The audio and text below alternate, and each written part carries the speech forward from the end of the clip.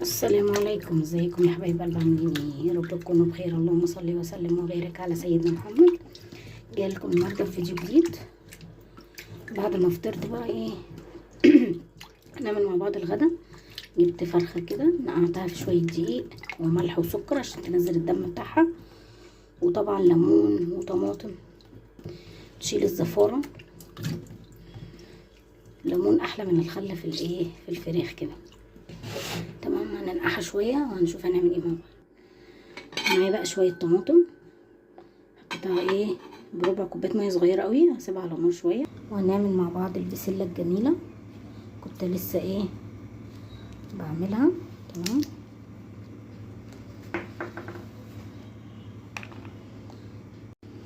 هنقطع بقى البسله وارجع.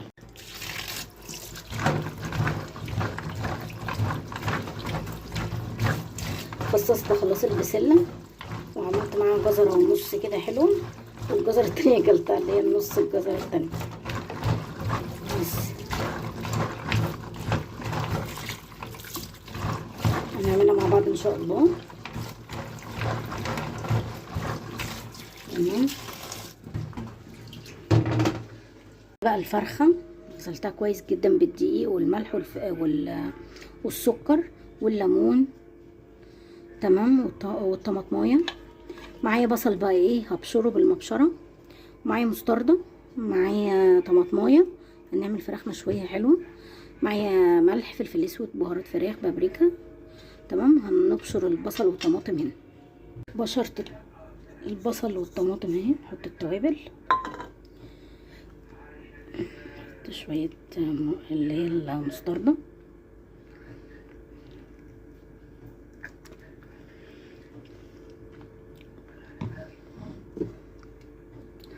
صويا صوص. نقلب كله مع بعض بقى، نقلب بقى كله مع بعض. هنتبل بيها الفراخ.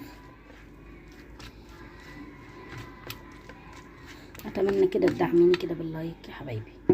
حتى حطينا طبعا ايه اللي هو الصويا صوص كمان.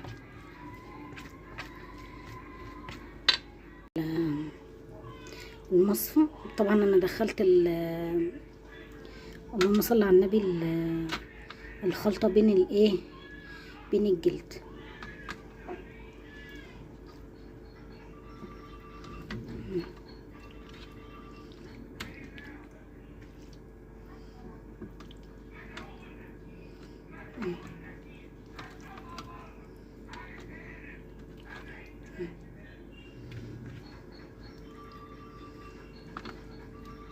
نحطها في الفرن بقى. حطيناها على الشبكه ديت. نحط بقى ايه شويه زيت كده، هنحطها في الفرن. طماطم، وقطعت البصل والثوم خلاص. بسله، حطيت الفراخ في الفرن رز، وهنا حطيت مكعب زبده ومعايا البسله. وهنحط شويه زيت ومعايا الطماطم.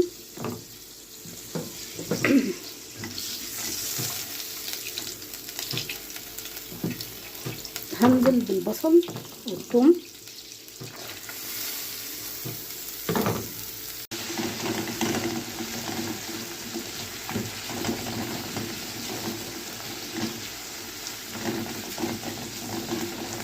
حطيت البصلايه بالثوم، مجرد تدبل هنزل بالبسله بالجزر. طبعا البسله هحط لها ملح وفلفل اسود وبابريكا وشويه سكر. الطماطم معانا.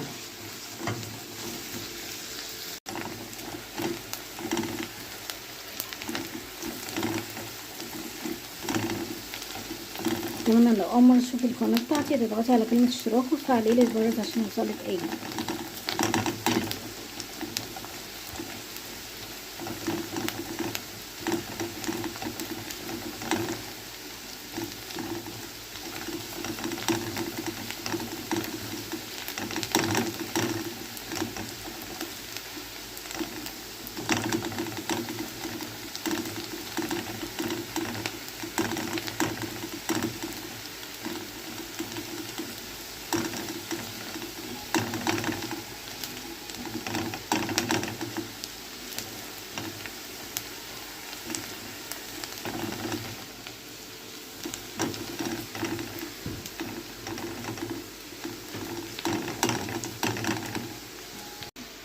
البسله ونقلب بابريكا وشويه ملح وشويه سكر. تمام. انا بحب اشوح البسله في البصل والثوم كده. تمام. ونقلبها كويس ونحط الصلصه. نحط معايا شويه مرقه كده نص القالب.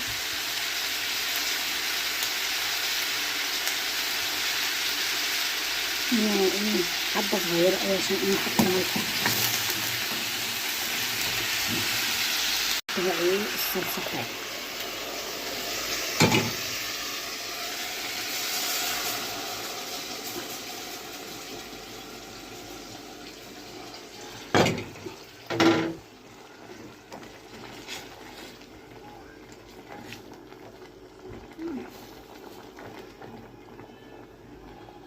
البوتاجاز خلاص كان ملا صلصه.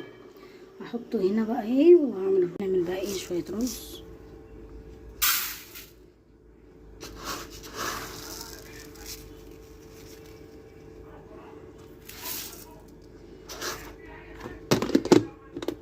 معايا الشعريه. الرز ده كنت جايباه ب25 كيلو. حلو والله. الرز اهو. الشعريه حطيتها على النار، حطيت حته زبده وشويه زيت.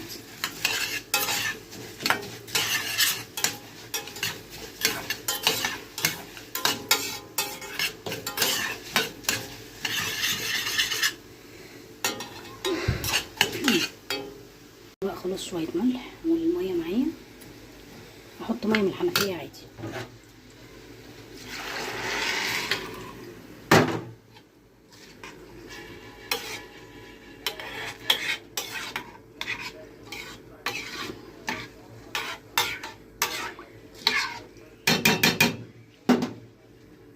خلاص بقى نحطه يغلي ونحطه تحت شويه. هنعمل مع بعض بقى البسيسه. معايا 3 بيضات ماشي بدرجه حراره الغرفه. معايا كيسين فانيليا، كيس كيكه شيف. معايا اللي هي دي الذره، هاخد منه كوبايتين. تمام. وكوبايه من الدقيق العادي. هنخلهم كويس جدا. ومعايا كوبايه لبن. معايا كوبايه ونص، يعني كوبايه كده و3/4 من كوبايه السكر، و3/4 كوبايه زيت. وهنعملها في القالب دوت. وطبعا الخل. معايا المنخل او المصفى، تحطي فيها كوبايه الدقيق وكوبايتين من البسيسه. تنخليها كويس جدا، تطلعي الهواء اللي موجود في الدقيق عشان تطلع هشه وجميله. وهناخد كوبايتين من الدقيق ده. نحط الكوبايه التانية بتاعت الدقيق الذره والكوبايه التالتة. ناخد الكوبايه التالتة ونضربهم نعملهم بالمنخل عفوا.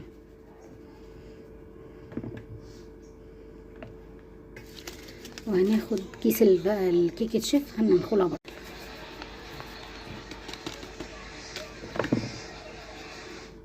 بسم الله الرحمن الرحيم. هنقلبها كويس جدا وبعد كده هننخلها تاني.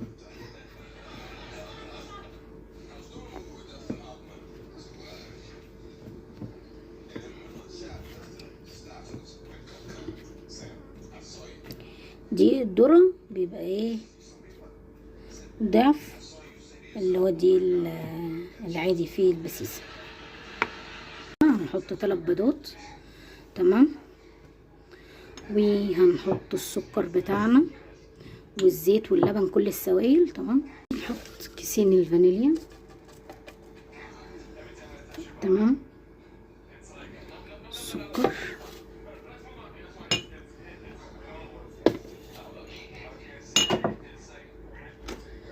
شوية زيت بس كده.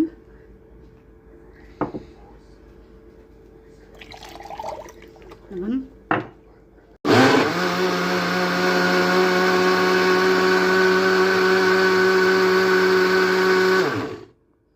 بقية الزيت بقى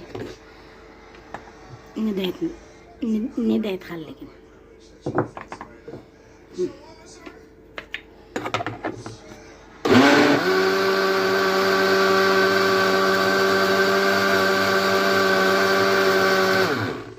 خلاص، والرز على النار اهو. تمام. الدقيق نخلته كويس جدا، اللي هو الدقيق الذره ودقيق العادي والكيكه شيف. ودي كيكه هنعملها في القالب دوت، هندهنه بحته زبده وشويه دقيق كده. تمام.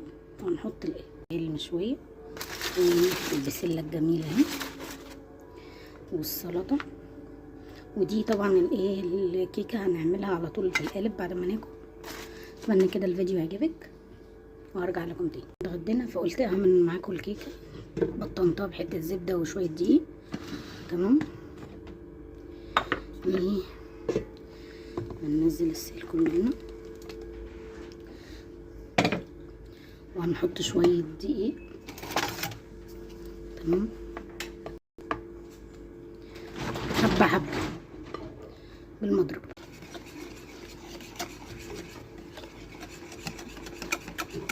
اتمنى كده دعمكم كده يا حبايبي باللايك والاشتراك. نقطة كده اللي هي نكهة برتقان، حطي برتقان او ابشري لها برتقان، بتبقى جميلة قوي.